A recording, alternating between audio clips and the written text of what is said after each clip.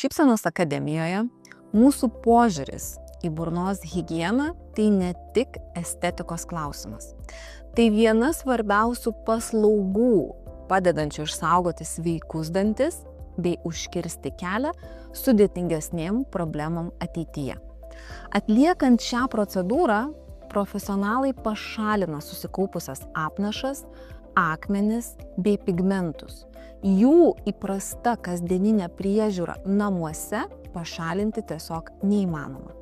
Net ir reguliariai valantis dantis, tarpdančiuose bei po dantenomis lieka apnašų ir laikui bėgant jos dėja, bet sukietėja.